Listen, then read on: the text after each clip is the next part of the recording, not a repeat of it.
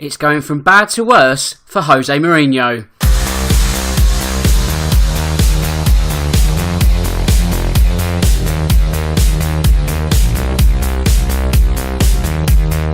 Hello and welcome to the Real Football Cast. I'm your host Dan Tracy, and in the next 60 minutes I'll once again be dissecting through all the hot topics in football. As you should know by now, the aim is to separate all the footballing week from the chaff, as in this episode we look back on another weekend's Premier League action. I've fallen foul of an injury crisis, so you're stuck with me this week, but let's hope that doesn't have you reaching for the stop button. Anyway, I best do some social media bits first, otherwise we'll be talking into the abyss once more, or I'll be talking into the abyss once more, shall I say. If you want to get in touch with me, you can. I'm on Twitter at DanTracy1983. If you have any questions, comments or feedback, send them my way and we will discuss them on the show. Twitter is the main place where you can find the show each week, and you can also find it at realfootballcast.com. From there you will see links to download or stream to your device, and you can also find us via SoundCloud or Audio Boom. In addition to that, I have some news, some very big news actually, and that is that we're finally on iTunes. 8 weeks late, but sounding great. So like I say, on iTunes you can listen from there, but more importantly you can now subscribe. That means you'll never miss an episode and you have no more excuses not to listen to what must be said is the greatest football podcast in the world. As you should know by now, the Real Football Cast is in association with Loserpool. If you heard last week, Loserpool has finally launched a live cash pool, one that I must say I've cleared the first hurdle. More on that later though. You can still enter that pool, and it probably makes sense to do so, as soon there will be a loser pool with a guaranteed prize pot of £1,000. Therefore, I would recommend you to go to loserpool.com, open an account and get to grips with how it works before the real fun starts and we play for big, big money. Right then, it's time to go live. So where should we go to first then? Let's go to Manchester. Actually no, tell a lie, let's go to East London. Let's go to West Ham, and obviously they made the biggest headline of the week. Well, they and Manchester United, because West Ham got the better of them by a scoreline of 3-1. Going into the game, of course, it was not the best of preparations for United. Not a week to write home about. You've got a league draw with Wolves at home. You know, that's 2 points dropped. As good as Wolves have been, you know, United should really be getting the better of them, but perhaps that's a measure of how good Wolves have been this season. I don't know.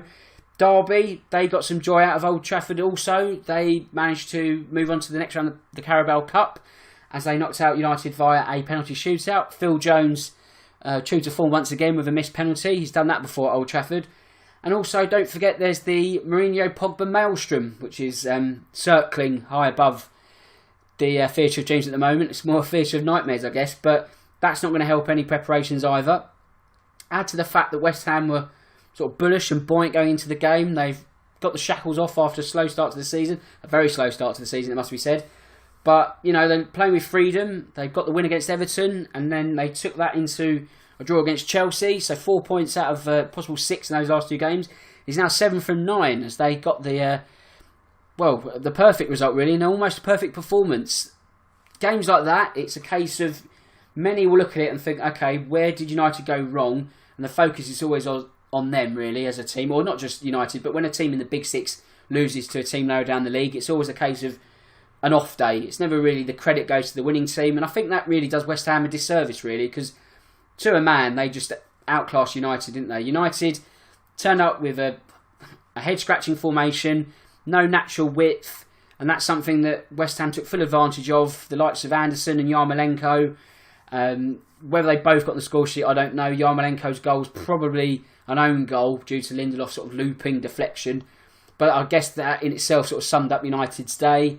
United had a small glimpse of joy in Rashford's goal. That made it 2-1, but then obviously minutes later, Mark Noble parts the Red Sea. Arnautovic slots it home and it's 3-1, game over. You'd think to yourself, perhaps if Lukaku's effort in the first half goes in the goal instead of outside the goal, it hit the post and went outside to safety.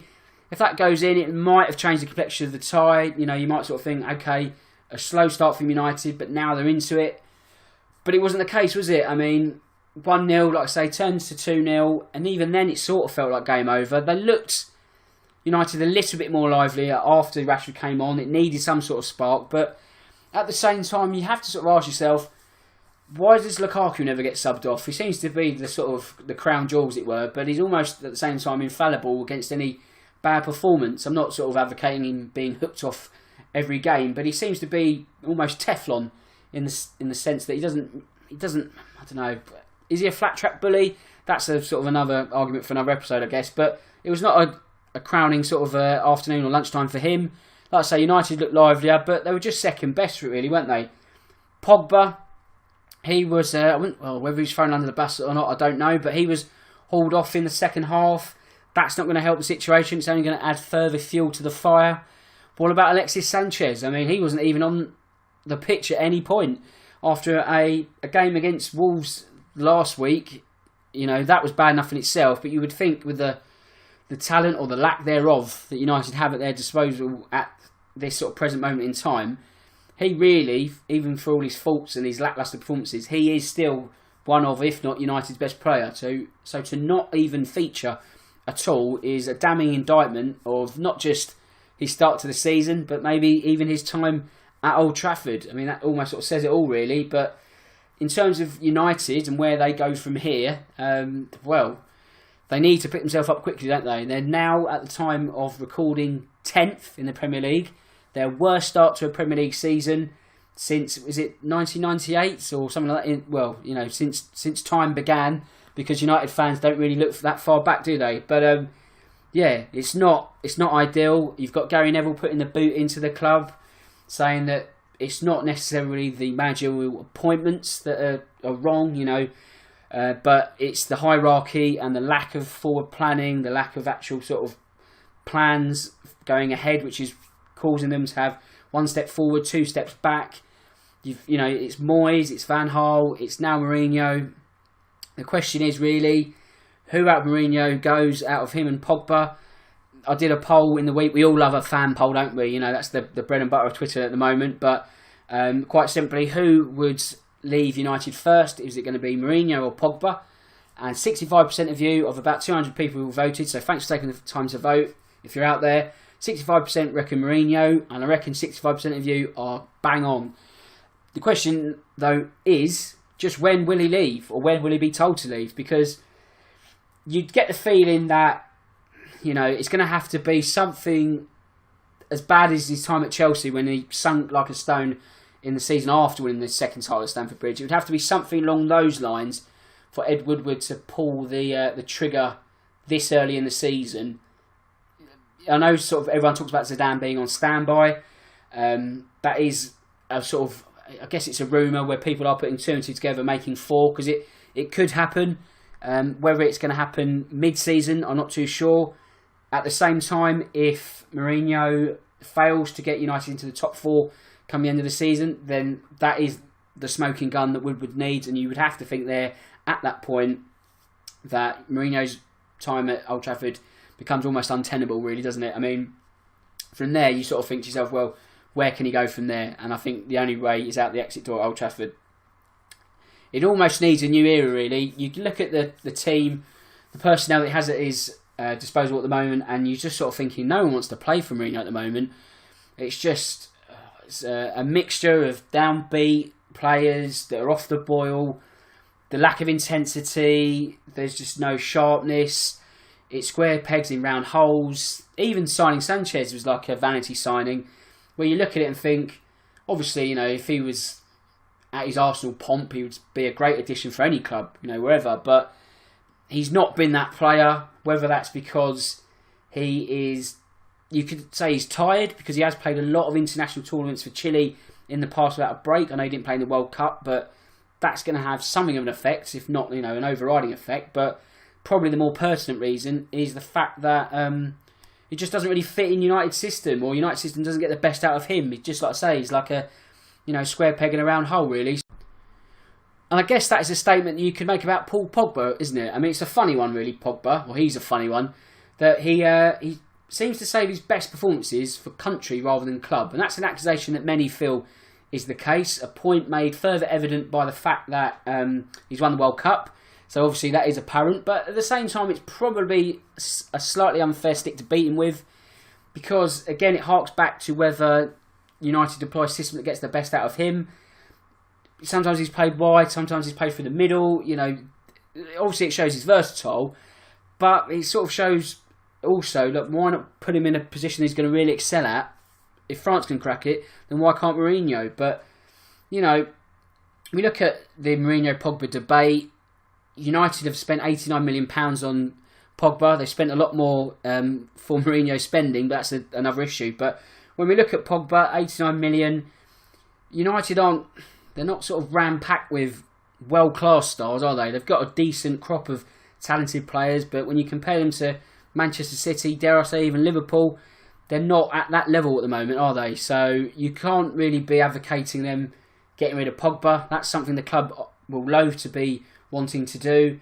In terms of a disposable commodity, it's Mourinho. If push comes to shove, you know, even perhaps if they do get in the top four, you might have to then consider if that's the time where they just shake hands. It's an amicable split. Thanks for all your work, Jose, but we need to go in a different direction. If Zidane's waiting, it's not just going to be United that are eyeing him up. There's going to be undoubtedly other clubs. You know, it's all about timing when you get into the sort of managerial merry-go-rounds. Is it a case of United need to act quick to make sure they act first? Because if they miss this chance, then their options are sort of diminished in terms of who they could get as a Mourinho replacement. Tottenham fans may have to sort of look with one eye open, because the more downspin that United have, then perhaps they'll look closer to Pochettino. That's something, I guess for me as a Tottenham fan, that's the nightmare scenario. But it could be the one that's more realistic if that if Zidane decides he doesn't even want to go back into management. He's won enough. Why sully your record and go to Old Trafford and sort of perhaps taint everything you've done for Real Madrid? I wouldn't blame him if he just said no, but I'm fine. You know, you couldn't argue if he did. Real Madrid is quite a strong link to Mourinho anyway, isn't it? You know, we've seen this all before. Player power always wins out, no matter where you are, and player power won out of the Bernabeu, didn't it? For Paul Pogba, read Sergio Ramos, a row there. Ramos tore him to shreds. Doing that, obviously, tipped the balance of power in his favour, but not only that, he sort of lost the dressing room, didn't he, Mourinho? And once you lose the dressing room anywhere, it's just a matter of when you are shown the door by your own petard, or you're told to go. You do sort of get the feeling that the wheels are in motion slightly. You know, it only needs a couple of wins, and United will dust this crisis in inverted commas off, and they'll bounce back, because they sort of seem to have a habit of doing at times. But they need to bounce back. They've got Newcastle at the weekend. Newcastle haven't even won a game this season, so there's a lot riding on that for both clubs. Mourinho and Benitez are, two old foes. They're going to sort of lock horns once again. And you get the feeling that if Mourinho doesn't get this one right, then it's going to be red peril for United. So where should we go to now then? Let's go to Stamford Bridge, where the biggest game of the week took place. Not making the biggest headline. That was obviously what we just spoke about. But Chelsea-Liverpool. Honours even, which if you offered both sides at the start of the game, they would have probably taken. The mantra always is, in Titanic clashes such as these, it's sort of just try and get something out of it. To win a title, the case usually is beat everyone else outside the top six, get something out of it, even if it's a draw against your big six rivals, don't let them get too far away. So, they'll probably be on balance happy with a point each. At the same time though, will Chelsea feel like it's 2 points dropped?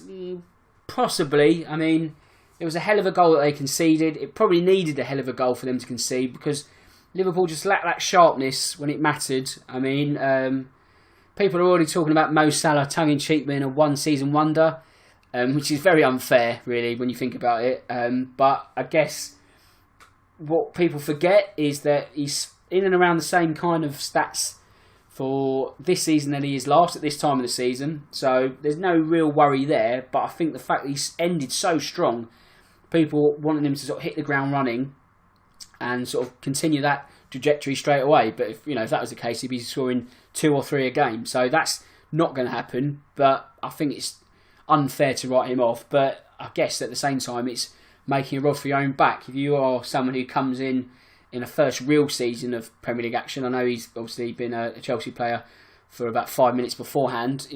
If you have such a great first season for a club, the expectations are, okay, go and do it again. If you don't do it again, people will start talking and sort of disparaging circles. But there's plenty of time for him to sort of get through the gears, and I'm sure he'll be sort of banging in goals left, right, and centre towards the middle and end of the campaign, which is really when you want to be winning a league title, is exactly when you need a player. So it's all very well picking up points and having a great start now, but that counts for nothing if you slip away in this second sort of second phase of the season, the final third of the season. Do you know what I mean? That's when it really matters. So if he ticks along now, then there's not going to be no real issue.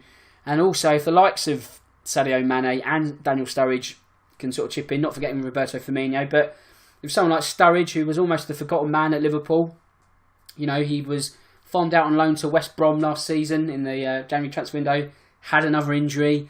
Many felt that it was not only perhaps the end of his Liverpool career, but maybe even, dare I say, that him as a top flight player. You did wonder where he's going to come back from that, or if he was ever going to hit the heights of, say, that 2014 season where Liverpool come so close to winning the title then. But it's good, he's back, and he's not only getting much needed minutes, he's getting goals that will boost his confidence, goals that, not only was the one against Chelsea in the Carabao Cup, but also this fantastic goal on Saturday, which you would think, if he keeps that up, you would expect him to be knocking on the door of an England recall, wouldn't you? I mean, England strikers as a whole, they're few and far between. You could say that's down to the way that England's shape is now, and perhaps, dare I say, the death of the modern-day striker.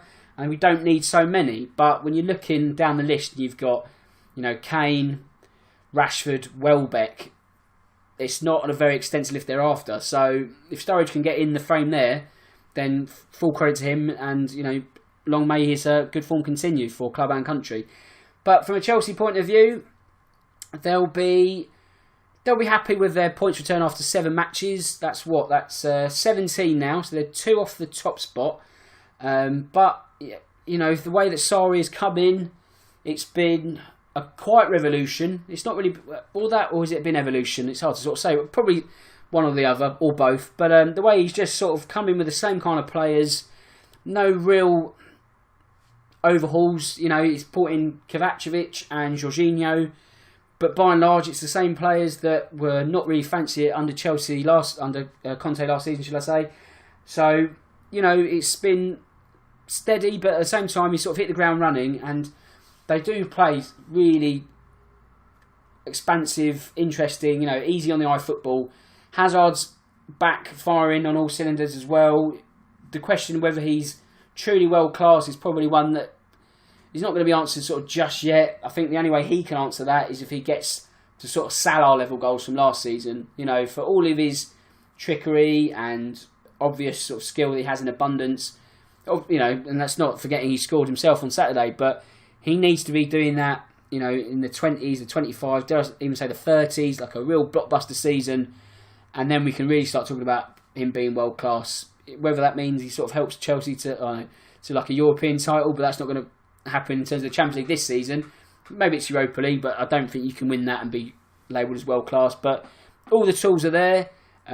It's just a case of whether he can play a big part in helping Chelsea win a 3rd Premier League title in 5 years.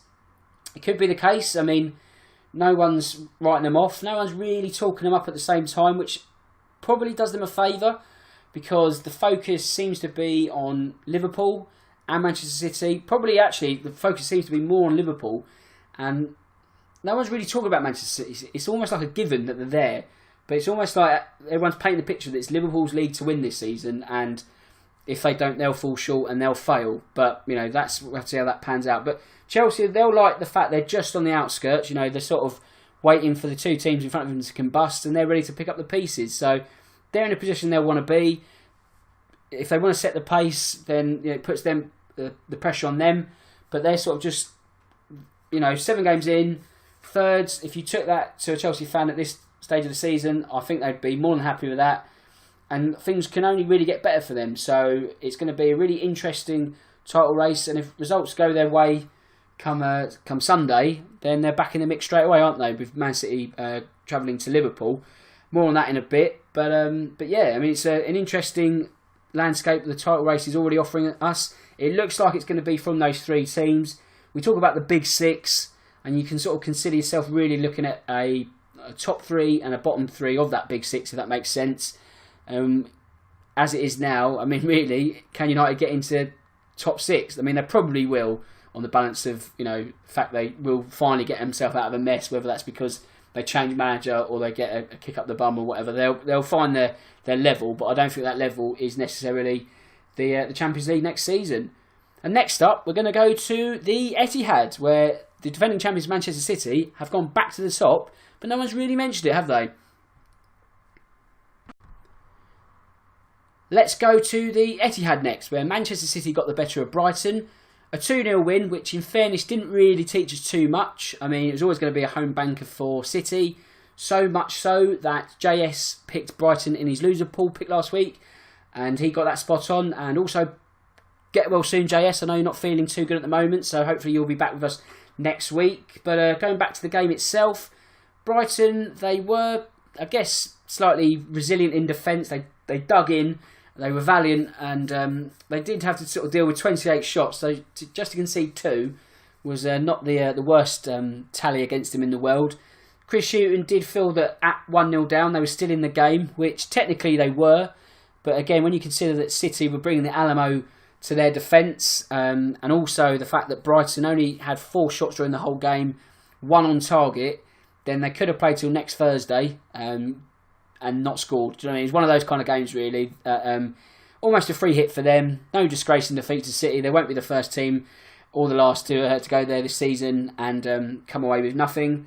But for City, they go top, and it's a funny one in the sense that no one's really sort of mentioned. It's almost been forgotten. Oh yeah, City have gone top. I mean, the focus has been on Liverpool so much, and obviously that's led into Liverpool versus Chelsea. That City go back top, and it's just business as normal, I guess, really. I mean, everyone's sort of expecting him to be challenging anyway, so it's no surprise, but I guess it's just the constant in the Premier League that City will be there.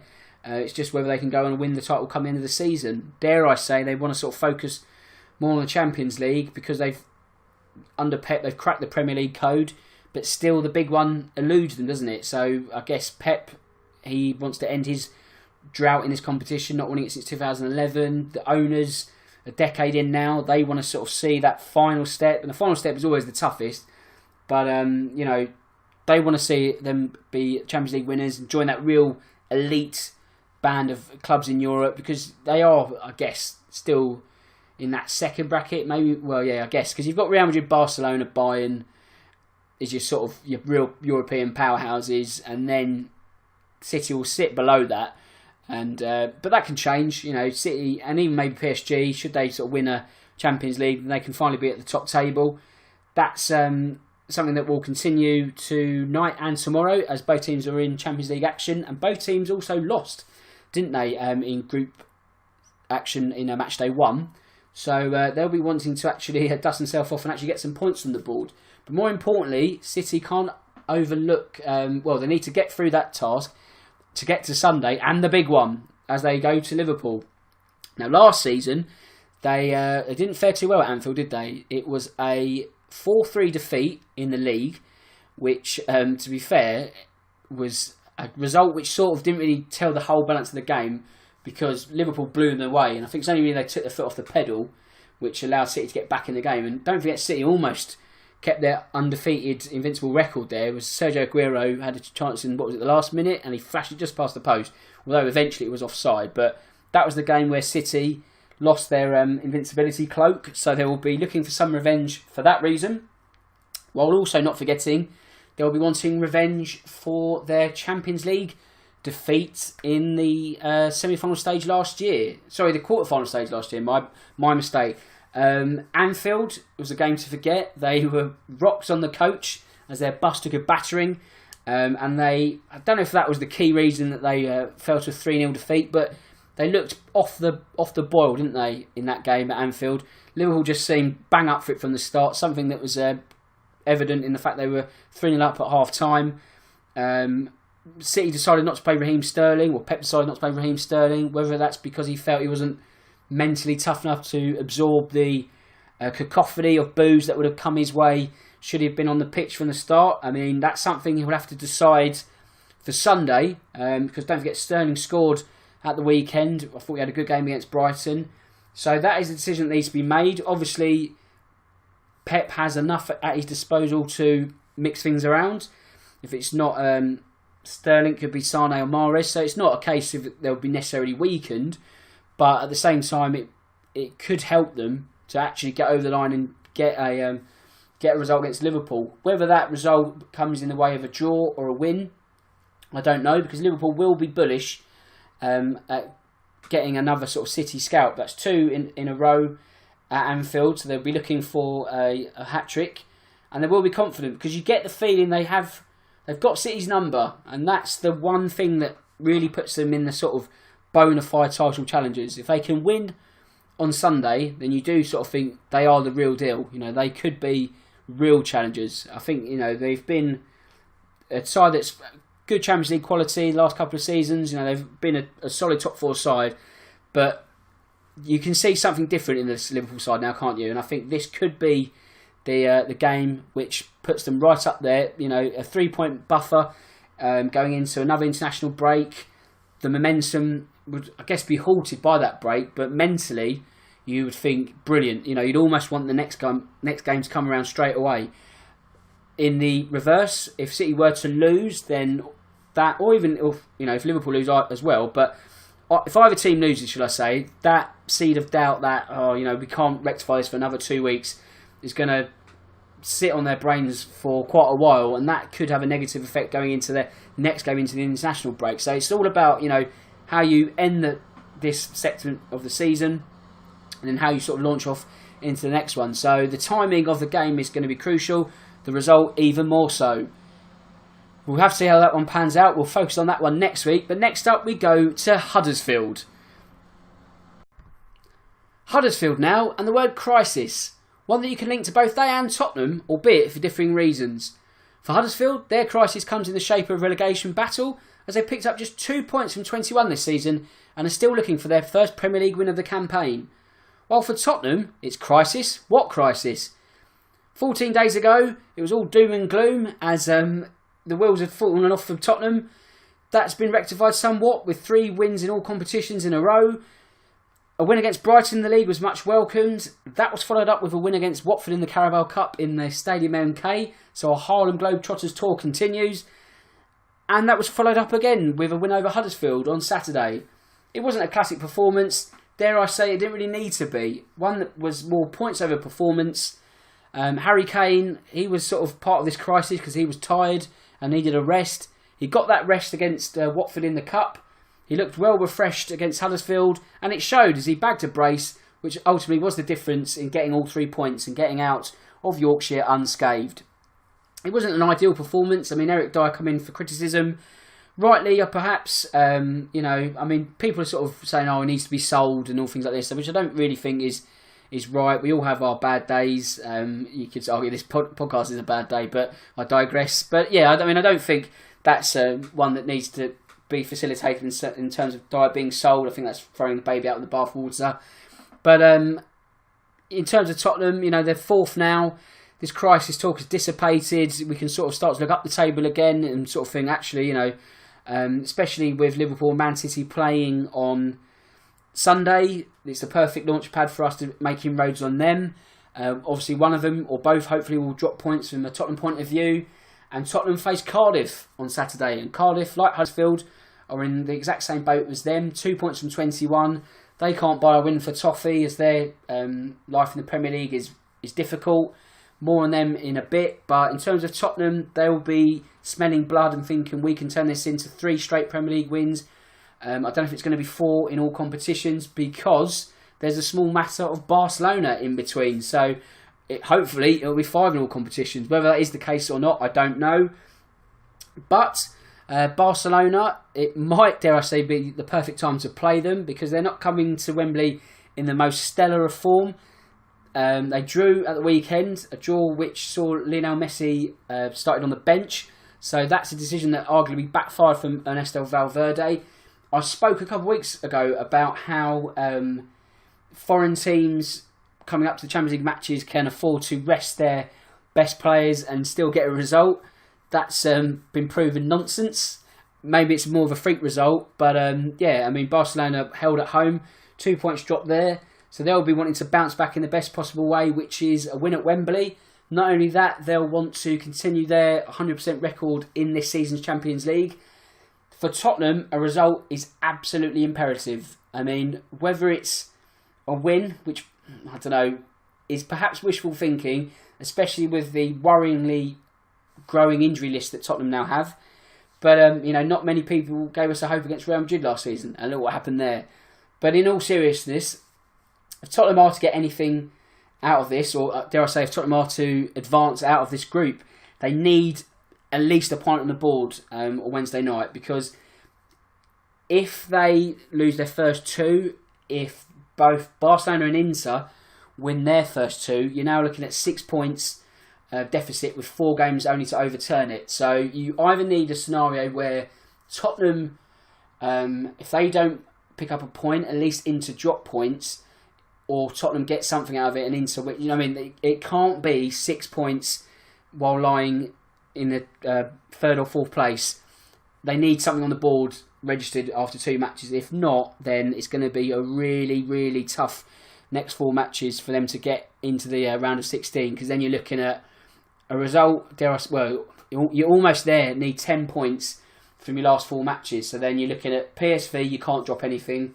You're looking at beating Inter Milan at home, and then you almost have to get something at the Nou Camp. So if you can get a point now at home, it makes the Nou Camp tie less sort of do or die. But a loss here, it almost loses all their sort of lives, and then they have to just sort of go for it. So it's going to be really interesting to see how that one pans out. For me personally, obviously excited because it's one to tick off. I've never seen Lionel Messi play live, so that's going to be one to tick off the bucket list. And for all the talk of lack of transfer policy, with this crisis talk that I mentioned earlier, the lack of stadium being built, all that talk goes in the bin for nights such as Wednesday night. This is why, as a Tottenham fan, this is what you buy into. That all gets parked for just even an evening. You focus on the Champions League. Once that Champions League music blares out and you're playing not just a team like, Karabag or Young Boys, you're playing some of the actual cream of the crop of European football. Like I mentioned earlier about the top tier of clubs. When you're playing opposition like that, this is what, even as a football fan, not even a Tottenham fan, but this is why you sort of buy into it, and this is what it's all about. And hopefully I'll be crowing about a win in a couple of nights' time. Fingers crossed. But next up we go to across North London as we go to the Emirates. Next up, Arsenal, and the question of whether they can be a real bona fide Champions League contender this season. Dare I say even a Championship contender. The latter might be a little bit ahead of themselves, but they're on 15 points, the same as Tottenham, just on the outside of the top 4. And if we look at the table and the way it's sort of shaping out, you'd have to sort of point at the moment that Tottenham and Arsenal are going to be the 2 teams that are challenging for that final Champions League spot come the end of the season. In the past, it has been Arsenal that's come out on top in those 4th place battles. But also, don't forget that Tottenham have finished above their North London rivals in the last 2 seasons. There's very little to split them at the moment, as the table suggests, but even the way they've been playing on the evidence that we've seen, it's hard to sort of pin down one team being better than the other.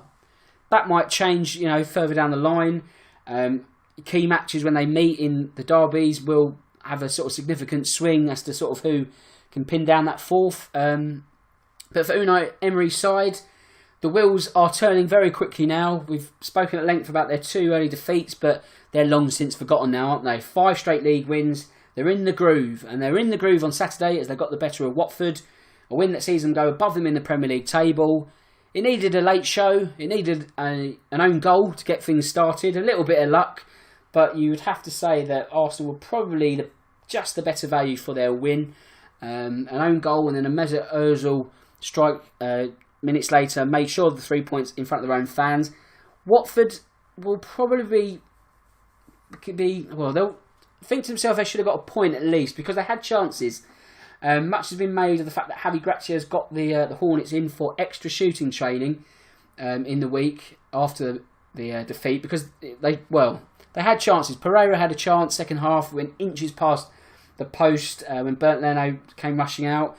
Will Hughes had a chance first half. It was a fantastic ball from Hollyvass, which was whipped round. Deeney pulled away and nodded it down. It was on a plate for Hughes, and he just wrong side of the goal.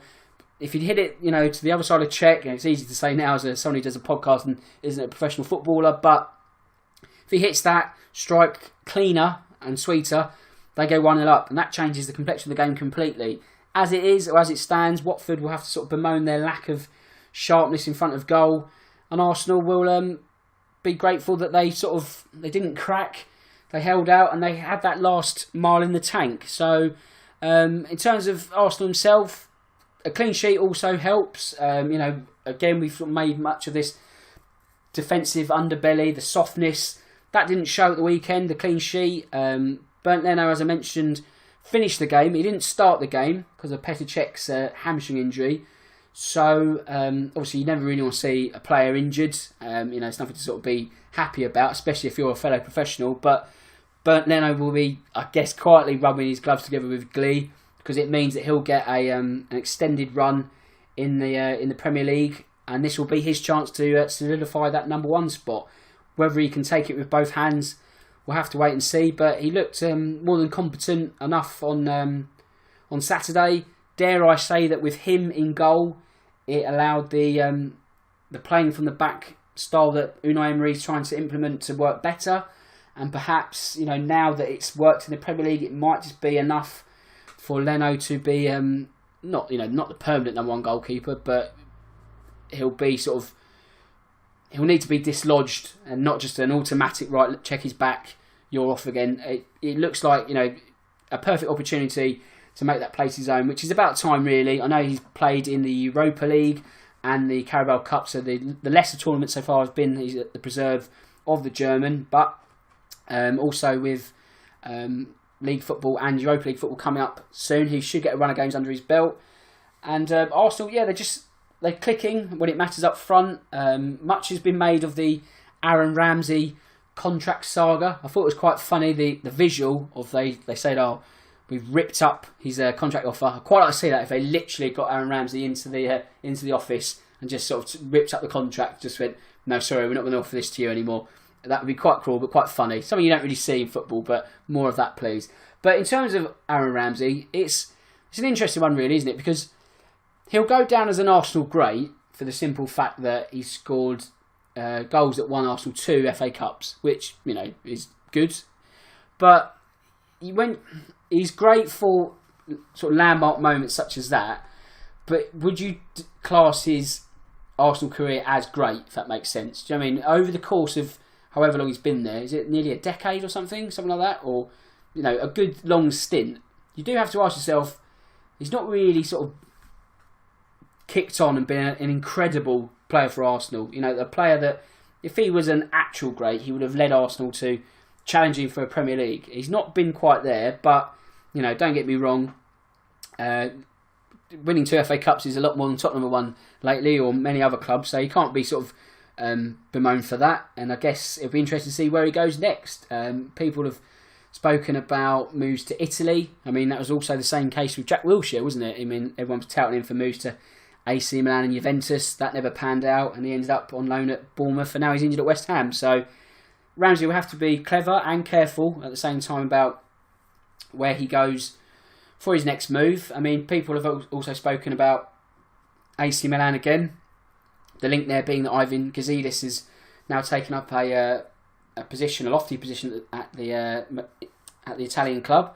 So it'll be interesting to see if that's a sort of natural link that can work together again. That'll be interesting to see, or actually whether he'll be sold in January. You could see another Alexis Sanchez situation where they think to themselves, okay, we could have sold this summer. They didn't. They sort of missed out on a potential 50 million if you believe the papers. The fee will probably be lesser. Well, it will be lesser. You can't see 50 million for Ramsey in January, but if you put a figure of, I don't know, 25 million, 20 million perhaps, I don't know, that's a ballpark figure, but they'll want to recoup some money. They might not. They might want to run these contracts out, but that might depend on where Arsenal are come January. They might sort of think to themselves, okay, if we are really pushing for top 4, we're only shooting ourselves in the foot if we do sell Ramsey now, let's give him another 4 or 5 months. That might be enough for him to even win a contract. Things do change very quickly. So that'll be an interesting one. So watch this space. And next up, we're going to look at our Loserpool Picks of the Week. Okay then, it's time for our Loserpool Picks of the Week.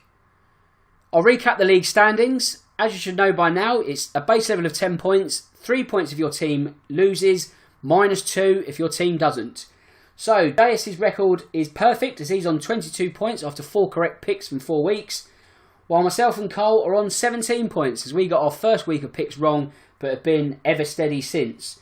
I'll recap last week's picks, and they were JS picking Brighton to lose at Man City, 2-0 to Man City, he was spot on. And it was 2-0 across the board actually, as Carl went for Huddersfield to lose. They lost 2-0 to Tottenham. And I went for a slightly edgy one. I went for Watford to lose at Arsenal. It came good in the end. 2-0 to the Gunners. And yes, so 3 points for all. More importantly, what about this week? So the longer our runs go unbeaten or undefeated in terms of picks, the harder it gets. Because obviously soon we're going to have to start picking some sort of iffy fixtures, or the ones that could go either way. I think we're just about safe this week, but for next week it's going to get that little bit tougher. So where should we start with? We'll start with Cole's pick of Cardiff to lose at Tottenham. He's been sensible, he's held out with Cardiff, but this is the time he's played his Cardiff Joker, shall I say, because as I referenced earlier, 2 points from 21 for the Bluebirds. They can't seem to buy one at the moment. Well, obviously they haven't, but for Neil Warnock's men, they've been unfortunate at times, but at other times they've been lacklustre. I mean, against City the week before their defeat to Burnley, you sort of think to yourself, well, they're never in the races there, but at the same time, no one ever really expected them to be in the races at that one, so it's probably a bit unfair. But against Burnley, they were level at one point, and then they were behind. Warnock had something to moan about towards the end. You can't keep sort of blaming everyone else. You've got to look at your own shortfalls. And those shortfalls are quite simply a lack of goals. And also, I don't think Neil Warnock knows how to sort of rectify the situation. Something he said himself. He goes, I don't know how to get us out of this mess. That leads to the situation where you think to yourself, okay, if you're the Cardiff owner, how much can you sort of live on sentiment? I think people in football have very short memories. I know Cardiff got promoted last season, but it is a case of what have you done for me lately? And Cardiff haven't done anything lately for Vincent Tan, and it's something that's going to sort of, if the longer it continues, if we get to 10 games, maybe even if we go into the international break, 8 matches, if Cardiff don't get that win or even a point against Tottenham, it could be the end of Warnock. So, so much so that Carl was correct. Well, not say correctly yet. Hopefully, correctly picked. But he's gone for Cardiff. A smart pick. Whether he's right or not, we'll wait and see. But he's gone for Cardiff to lose at Tottenham. JS has gone for Newcastle to lose at Manchester United. Even though Manchester United have been god-awful in this last week or so, Newcastle have been worse. It's hard to sort of fathom really, but a team like Cardiff, one of 3 teams that have only picked up 2 points from 21. I referenced a couple of weeks back that Newcastle have been unfortunate in the sense that they've had some real tricky fixtures, and each time they lost 2-1, they played Leicester at home, and you thought, okay, this is the game they need to get something on the board. They didn't. They were again outclassed by a Leicester side that are looking about par. You think they're not going to repeat anything like they did in the fairy tale Premier League winning season, but if they can be 7th to, anything between that 7th to 10th bracket, they'll be sort of fine. They are where they are. James Maddison doing great things, and you would think an England call is just around the corner. But for Newcastle, it's the same old story, isn't it? A lack of goals. They've just got no threat. They've got, Benitez likes to sort of tinker and chop and change, but for all his tinkering, it's not working. But I think that's more. I don't think that's an indictment on him. I think it's the players he has at his disposal. That comes down to a lack of funding in the summer, something that can't be rectified by January at the earliest. So they're going to be in for a long few months, and I don't think it's going to get any easier at Old Trafford. It's going to be the perfect tonic for United after such a difficult period. I mean, the Champions League result notwithstanding, obviously I don't know that yet because we're recording it beforehand, but even if that one didn't go to plan, something out of Newcastle, because if they don't get anything out of that one, oh dear, I wouldn't like to be in Jose Mourinho's shoes. But JS has gone for Newcastle to lose at Manchester United, and I'm going to go with, let's have a look, I'm going to go with Southampton to lose at home to Chelsea. Now, last season, Southampton were 2-0 up in this game, and it looked like they were coasting and almost had one foot in Premier League survival. They threw that one away after Chelsea dug in and turned the result around to win 3-2 in one of the last hurrahs for Antonio Conte. One of the last sort of good things he did was turn that game around. But, you know, I think it's going to be pretty much the same in terms of the result. I can't even really see Southampton getting 2 goals, really. I don't think the Saints are going to be relegated. I think they might just again keep themselves on the right side of the dotted line. 17th even perhaps. I do feel that the 3 teams that are below them in Huddersfield, Newcastle and Cardiff will be the teams to go down. I just think that little bit worse off in terms of quality and just the way they are. I think Southampton might just have enough to keep themselves afloat. But even for a club of that nature, it's diminishing returns now, really, isn't it? We talk about the Saints from a few years back and this constant conveyor belt of talent that they had. The identity they've got is lost, really, isn't it? It's not quite a Stoke kind of football, that's unfair, but they've lost that identity, which was an up-and-coming club, something on the periphery of doing something great. They're not that anymore. Now it's just about, can we stay afloat in the Premier League? It's a free hit in essence for them, but I don't think they're going to get anything out of the tie against Chelsea at the weekend. So I'll recap the picks. Carl has gone for Cardiff to lose at Tottenham. JS has gone for Newcastle to lose at Manchester United. And I've gone for the only home loss. So a little bit of a risk, but, you know, I think I'm confident in my pick. And I'm going to go for Southampton to lose at home to Chelsea. And that wraps up our Loserpool picks of the week. Next up, I want to talk about Wolves and the start to the season that they're having. An incredibly good one, it must be said. One that continued with a 2-0 win against Southampton at the weekend. Many felt that they'll be absolutely fine in terms of warding off relegation this season. And, you know, you think they'll be right. But also the question now is just how high they can finish up the table. Because this might sound a little crazy, but I think they can finish as high as 7th. They could. Whether they will or not, I don't know. So slightly sitting on the fence there. But if I try and give you some reasoning behind it, I mean, they've taken to the Premier League like a duck to water. The way they play football, you would think they are some sort of established club that's been there for a good 5-6 years. You know, they're playing the same or even better kind of football than Bournemouth. You know, they're at that kind of level already. You could easily point to the fact they've spent a lot of money and they have Jorge Mendes in the background doing his wheeling and dealing. But at the same time, they still need to go out and get results. They've drawn at home to Manchester City. They've drawn away at Manchester United. 2 fantastic results for them this early in the campaign. And it's just a question of how much they want it and how far they can go up the table. Because we also spoke about this last week, that you get the feeling soon that maybe not this season, but 2, maybe 3 seasons down the line, they're going to be a bona fide top half team. You know, even if it's this season, they're going to make the likes of Everton and Leicester's job so much harder to be a team to crack the glass ceiling of the top 6. I think personally, if anyone is going to break the top 6, it's going to be Wolves. And I mean top 6 breaking in a consistent manner, not just like a Leicester fly-by-night of, you know, and this is not to denigrate what they did, but not just a one season smash and grab kind of job. I mean, Wolves going to be there every season and making life even hard for teams like Tottenham, Arsenal, Manchester United. Do you know what I mean? Like really being an established powerhouse in English football, because they've got all the tools there. They've got the fan base, they've got the stadium, you know, they've got players who want to come to the club because, you know, it's not that they're unfashionable, but it's not a team that you'd necessarily link with free-flowing football and all that, but it's given players like Ruben Neves the perfect opportunity to be in the shop window. Sell it to them, play for us for, you know, 2 seasons, be absolutely brilliant, and we'll give you the freedom to go and move to the big club you deserve, you know, the true measure of your talents.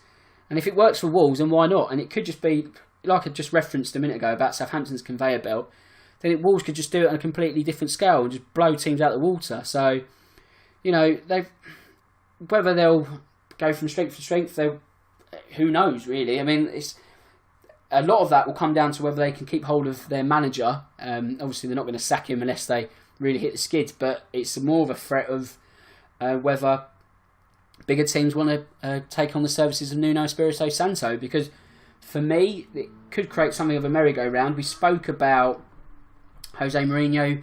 If he leaves Manchester United, it could mean that Pochettino becomes United manager. It could even mean that Nuno Espirito Santo becomes Tottenham manager. It could even mean that he becomes straight towards United manager. Do you know what I mean? These things aren't outside the realms of possibility, really, especially if Wolves are knocking on the door.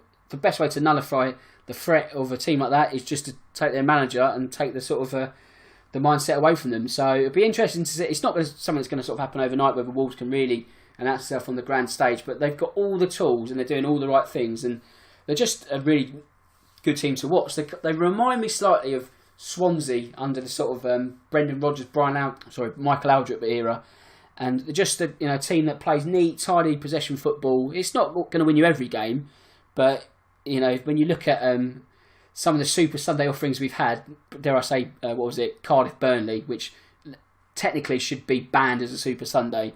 Sorry to any fans of those two clubs, but that's illegal, really, isn't it? That's contractual obligation Super Sunday, that, because.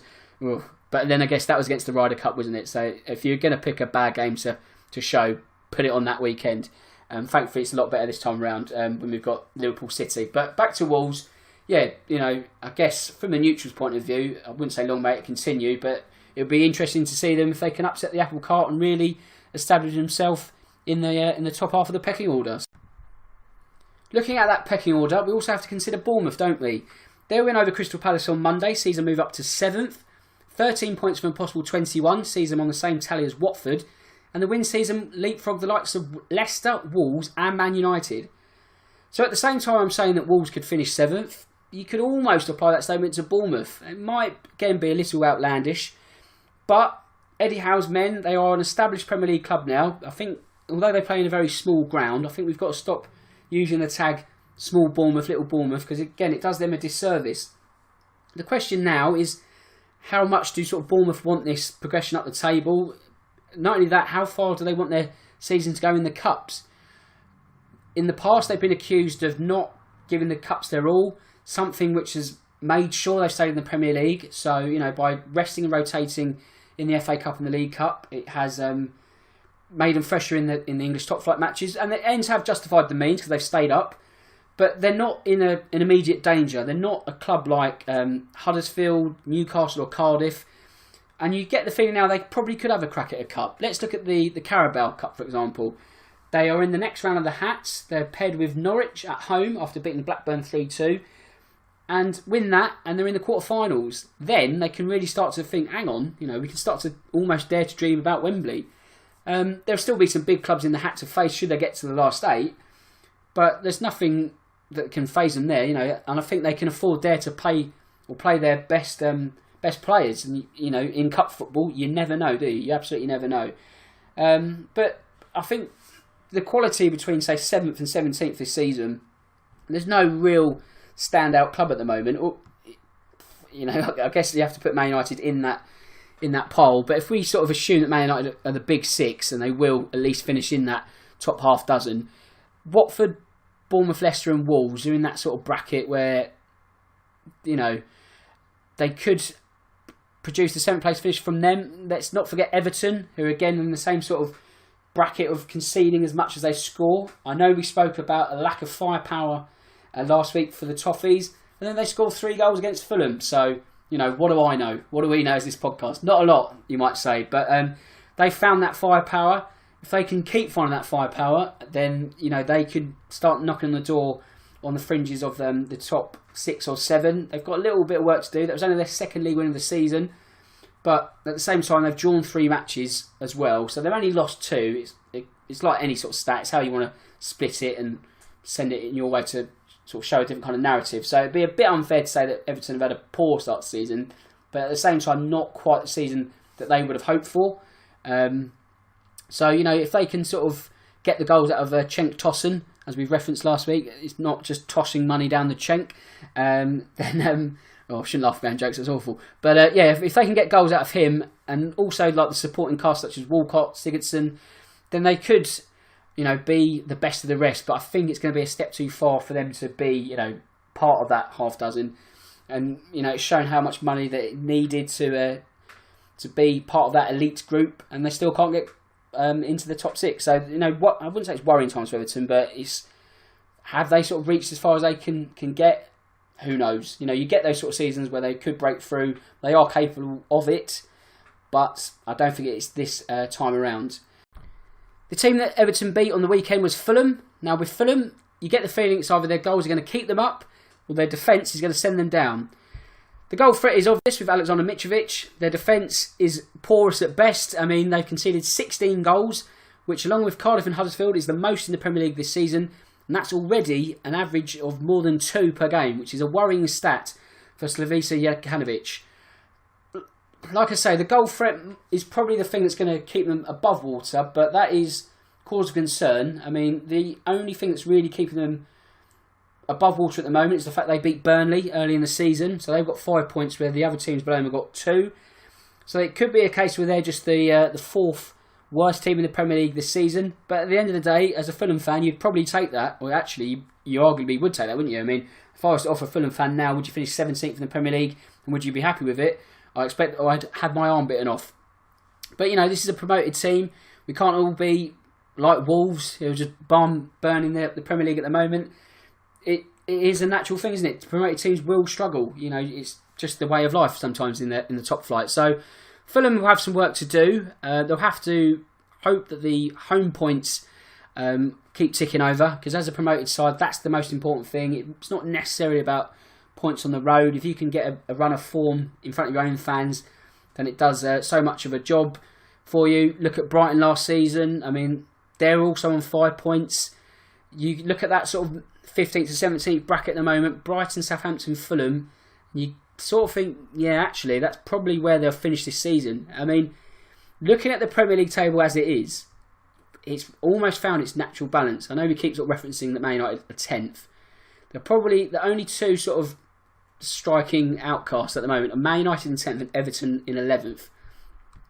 Should they move up the table as expected eventually, then the natural order will finally be sort of restored, and then we'll move into the season, and then really that's when the battles start, because in any sort of even the first 7 weeks where we are now, the table still needs to fluctuate a bit, and you can't really say, okay, that team's definitely going to go down and that team's going to compete for this. But after 10 games, let's get to the November international break, and then we'll really start to see the table sort of balance out as to where it's going to be for the season, and then we can start to sort of pinpoint who's going to be celebrating and who's going to be commiserating come the end of the season.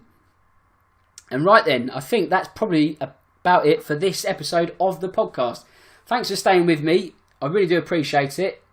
It's been a bit of an ordeal doing this pod, but it's all good practice, isn't it? And it is the best podcast in the world. As always, I'll be back each week.